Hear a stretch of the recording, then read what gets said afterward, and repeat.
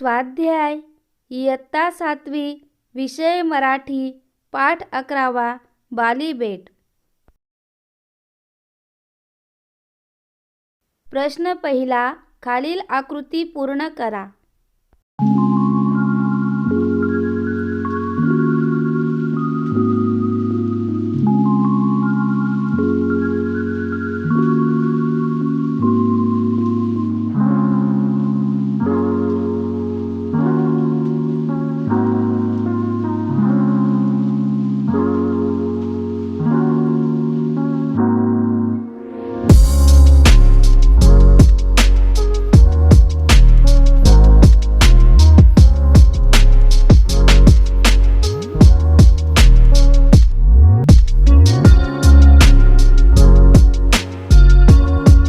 बाली बेटावरील कलांसाठी लेखकांनी वापरलेले शब्द: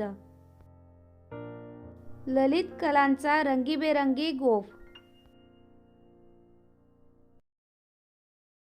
प्रश्न दुसरा, खालील कल्पना स्पष्ट करा। बाली बेट म्हणजे रत्नजडित कंठ्यातील कंठमणी आहे।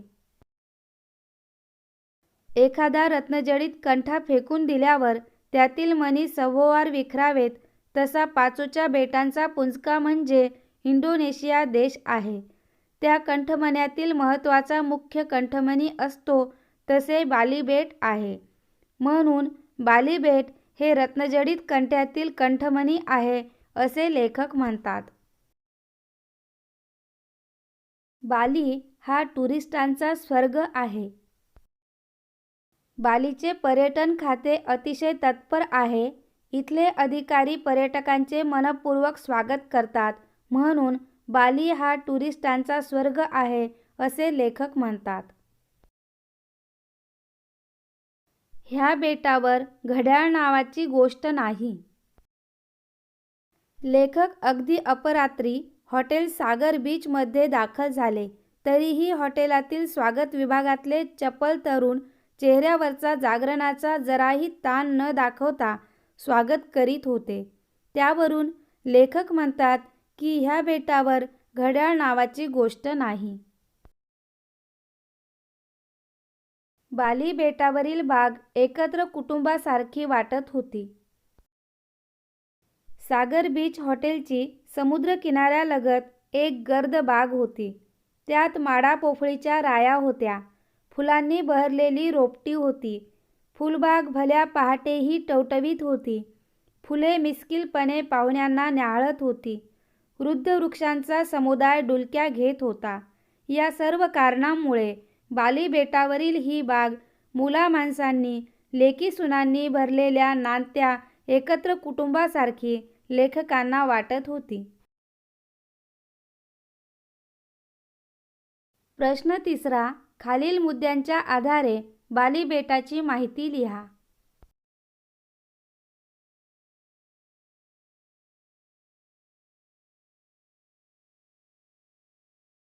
बाली बेट: स्थान, घरे व हॉटेल्स, टुरिस्ट खात्याची तत्परता,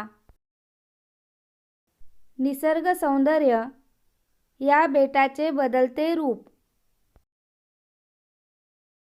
इंडोनेशियातील बेटांच्या समूहात बाली बेट रत्नजडित कंठ्यातील कंठमण्यासारखे शोभते।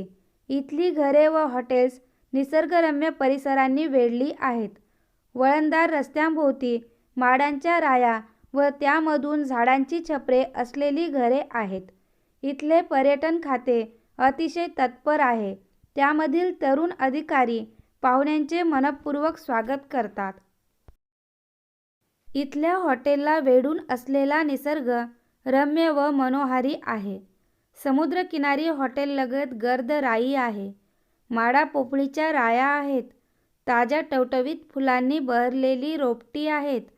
हॉटेलची बाग नांदत्या एकत्र कुटुंबासारखी सोज्वळ आहे। या बेटावर आता सुधारलेल्या दुनियेचे वारे वाहू लागले आहेत।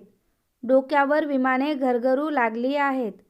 रेडिओने उरलेल्या जगाशी त्यांना जखडले आहे।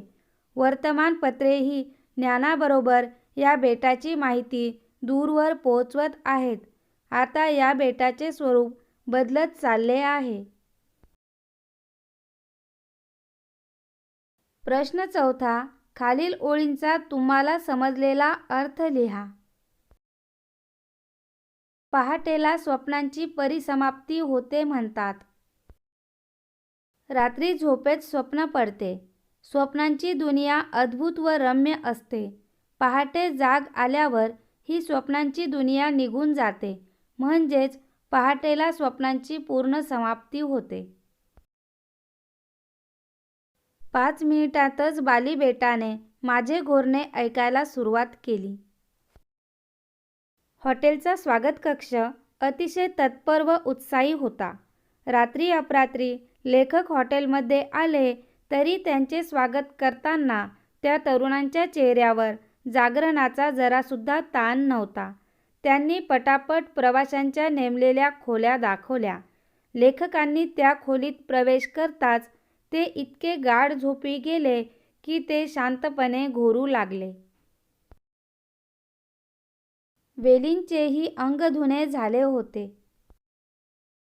सागर बीच हॉटेलभोवतालची बाग पहाटेही खूप ताजी टवटवीत होती. फुलांनी बहरलेली रोपटी पहाटे पाहुण्यांकडे मिश्किलपणे डोळे मिचकावीत पाहत होती. पहाटेच्या दवामुळे वेली ओल्या झाल्या होत्या. जणू काही वेलींची अंघोळ झाली होती. त्यांचे अंग धुणे झाले होते.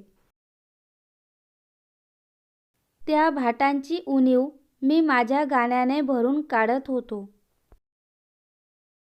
पूर्वी राजदरबारी गायक असत. ते गाऊन राजाचे मनोरंजन करीत. या गायकांना भाट म्हटले जाई. पक्षी म्हणजे सृष्टीचे भाट होत.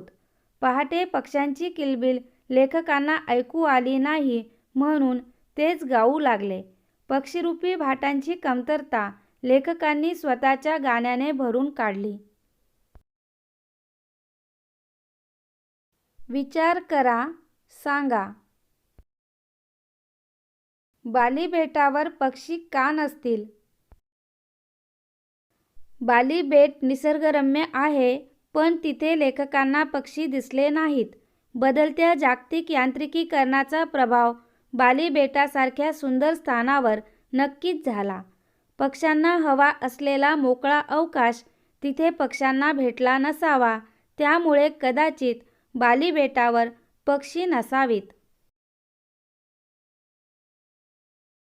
आज शहरात चिमण्या का दिसत नाहीत? पूर्वी अंगणे असायची व त्या अंगणांमध्ये दाणे टिपायला चिमण्या गोळा व्हायच्या. आता शहरांमध्ये छोटी, कौलारू व अंगण असलेली घरे राहिली नाहीत. उंचच उंच इमारतींमुळे झाडे कमी झाली. टीव्ही अँटिनांचे व मोबाईल टॉवरचे प्रमाण वाढले. मोकळी मैदाने कमी झाली. ध्वनी प्रदूषण वाढले. अशा प्रकारे वाढलेल्या यांत्रिकीकरणामुळे आज शहरात चिमण्या दिसत नाहीत. खेळूया शब्दांशी. खालील शब्दांचा अर्थ समजून घ्या. टुरिस्टांचा स्वर्ग. स्वर्ग ही नंदनवनाची काल्पनिक सृष्टी आहे. स्वर्गात सर्व सुखे आहेत असा समज आहे. बाली बेट हे प्रवासी माणसांना अत्यंत सुखकारी असल्यामुळे त्यास टुरिस्टांचा स्वर्ग असे म्हटले आहे.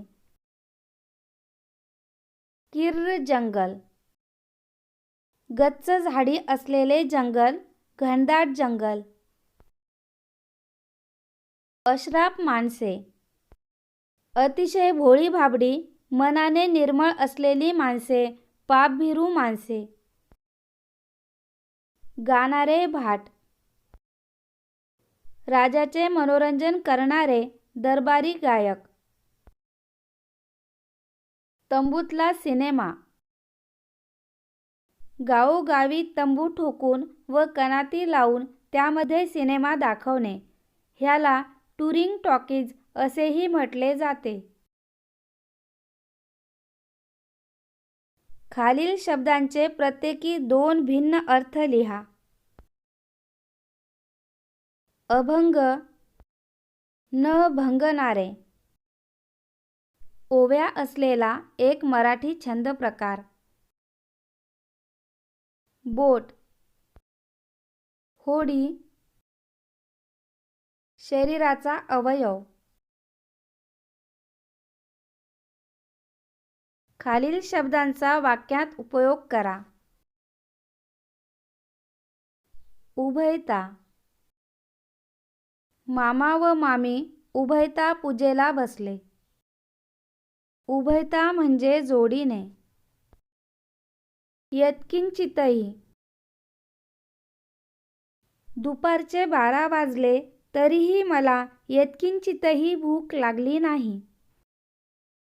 यत्किंचितही म्हणजे थोडीही. चौघडा. लग्न म्हणले की सनई चौघडा आलाच. चित्रविचित्र. जंगलात चित्रविचित्र भाषा बोलणारी माणसे होती. शोध घेऊया. आंतरजालाच्या साहाय्याने आशिया खंडाचा नकाशा पहा. आशिया खंडातील कोणकोणत्या देशांना समुद्रकिनारा लाभला आहे व त्या समुद्रात कोणती बेटे आहेत याचे निरीक्षण करा व त्याची नोंद करा.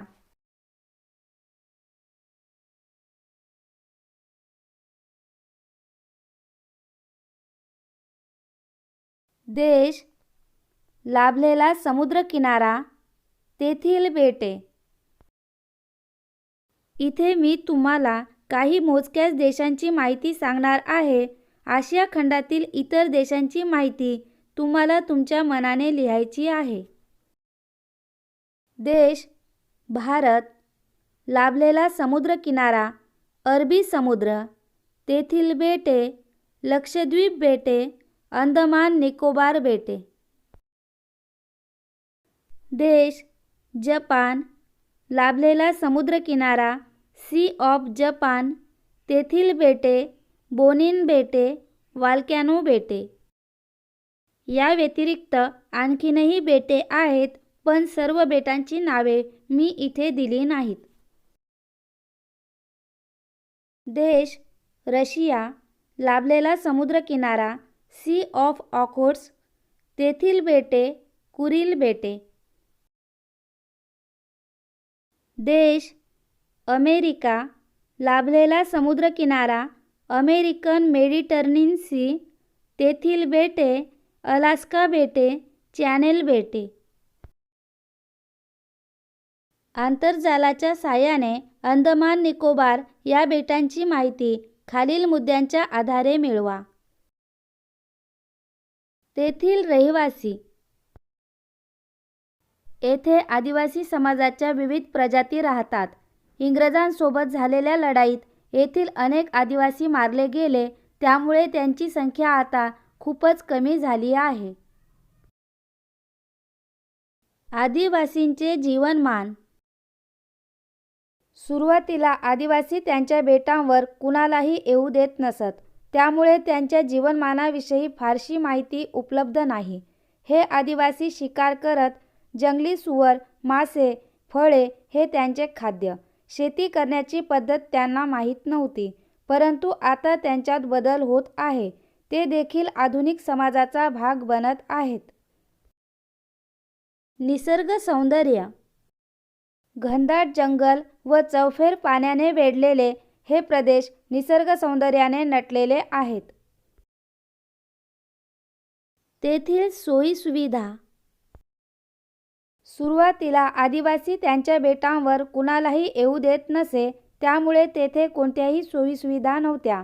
परंतु आता या समाजात बदल होत आहे. आदिवासी मुलं शाळा शिकत आहेत. ते हिंदी व इंग्रजी भाषेत शिक्षण घेत आहेत, त्यामुळे त्यांच्यात थोड्याफार प्रमाणात आधुनिक संस्कृतीची जोपासना होत आहे. प्रेक्षणीय स्थळाच्या संदर्भात खाली काही मुद्दे दिले आहेत. त्यांच्या आधारे तुम्ही भेट दिलेल्या एखाद्या प्रेक्षणीय स्थळाचे वर्णन लिहा. प्रेक्षणीय स्थळ.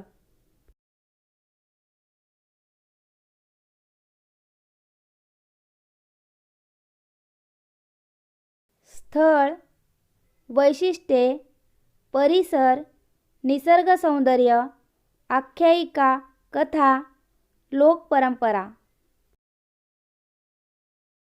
प्रेक्षणीय स्थळ त्र्यंबकेश्वर. त्र्यंबकेश्वर हे शहर भारत देशाच्या महाराष्ट्र राज्यातील नाशिक जिल्ह्यात नाशिकपासून 18 किलोमीटर अंतरावर असलेल्या ब्रह्मगिरी पर्वताच्या पायथ्याशी आहे. हे शहर मुंबईपासून 165 किलोमीटर अंतरावर असून समुद्रसपाटीपासून 3000 फूट उंचीवर आहे.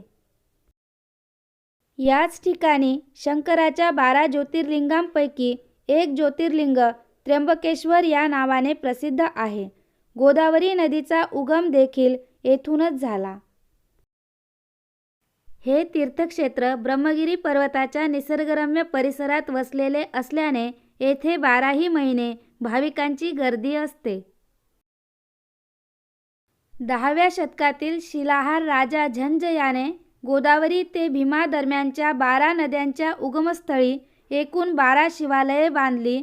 त्यातील एक हे शिवालय आहे. भारतात फक्त त्र्यंबकेश्वर या ठिकाणीच नारायण नागबली, त्रिपिंडी, कालसर्पशांती, विष्णुबली, उत्तरक्रिया, लघुरुद्र हे धार्मिक विधी केले जातात. गावात अनेक प्राचीन देवळे आहेत. त्यावरील कोरीव काम पाहण्याजोगे आहे. गावामध्ये राहण्याची उत्तम व्यवस्था आहे. नाशिकहून दर तासाला बस गाड्यांची सोय आहे. येथून ठाणे जिल्ह्यातील जव्हार येथे जाणारा नयनरम्य असा घाट रस्ता आहे. माहिती मिळवूया. जाहिरात वाचा. त्या आधारे खाली दिलेल्या प्रश्नांची उत्तरे लिहा. केल्याने देशाटन. त्वरा करा, त्वरा करा.